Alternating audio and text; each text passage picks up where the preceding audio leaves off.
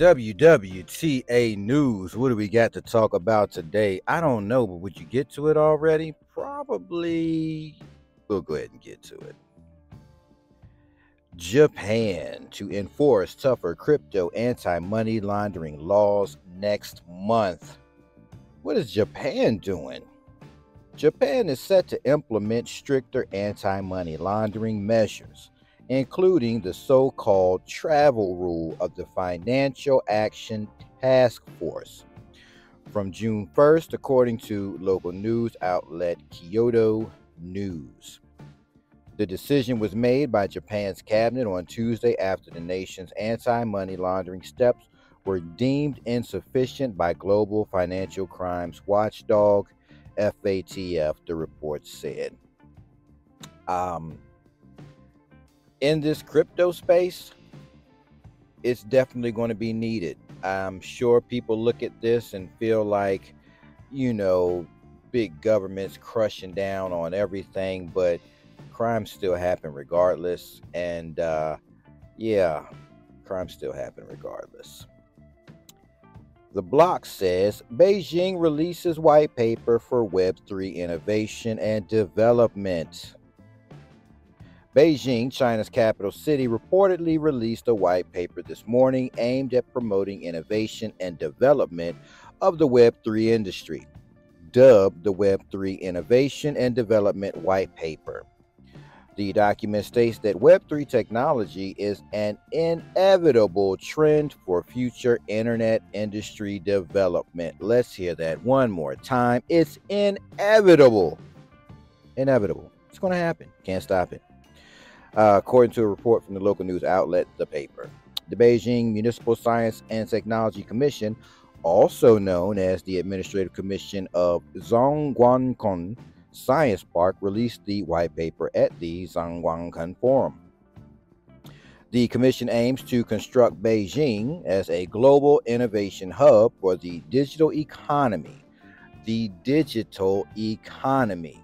When you hear keywords like these, you got to understand whether you like it or not, this is how it's going down. And yeah, it says for the digital economy.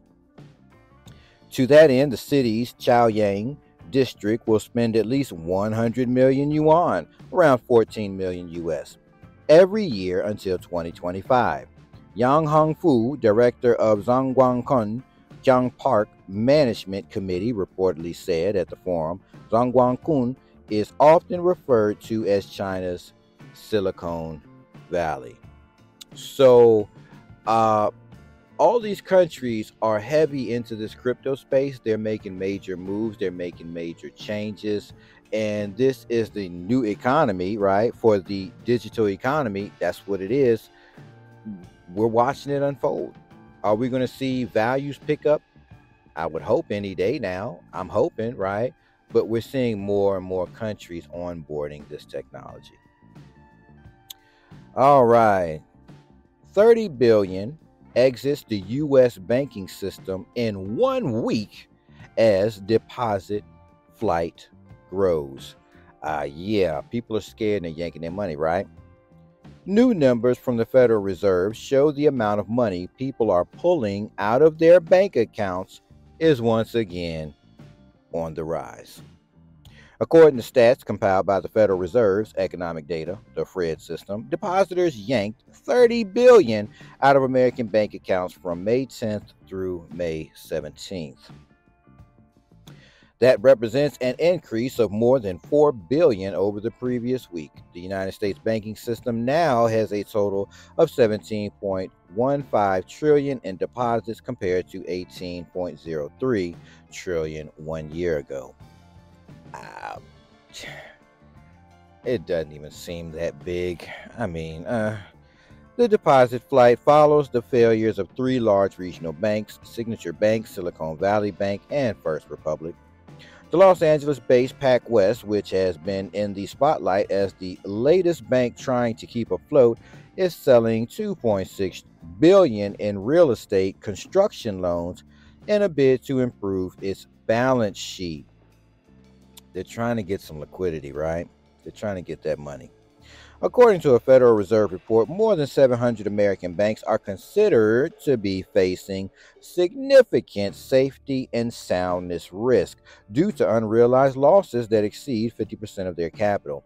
Yeah, interest rates are probably too low. You're not receiving that money as fast as you need to receive it to pay back these debts, and you probably overextended yourself as a bank. That's what it sounds like. In the report, the Fed calls out its own interest rate hikes as the core reason those banks are now in a precarious position. Right. So now the interest rates are up high, and you have low interest rates on the loans and the overextending that you've done as a bank. Banks got to take the blame as well. You are unable to pay those loans back. So, yeah, it's a bad space. It's a bad place, but I do understand how people will be taking their monies out of banks, feeling that, hey, if a bank fails or defaults and gets yanked up by the person that owns that bank based on the debts that they owe, right? Just like your car gets repossessed, just like your house gets foreclosed on and the bank collects it, the same loans that the bank takes, which they take from the Fed can yank their butts up too. And so I guess people would say, I don't want to risk my money in a bank, knowing that banks have done bad business and followed bad business practices. So, yeah, the smart ones probably have been pulling their money out the bank. It is what it is. Delightful information, all the same. Ripple acquires crypto custody startup Metaco for $250 million. Ripple has announced that it has acquired Metaco, a cryptocurrency custody company based in Switzerland, for $250 million in cash and Ripple equity. With this move, Ripple will expand its offerings as it will now be able to custody, issue, and settle any type of tokenized asset. Metaco is a proven leader in institutional digital asset custody with an exceptional executive bench and a truly unmatched customer track record. Ripple CEO Brad Garlinghouse said in a statement, "Through the strength of our balance sheet and financial position, Ripple will continue pressing our advantage in the areas critical to crypto infrastructure. Bringing on Metaco is monumental for our growing product suite and expanding global footprint." So yes, they've taken ownership. They got it right. All right, that's all we got for today's episode of information. I'll catch you all in the next one.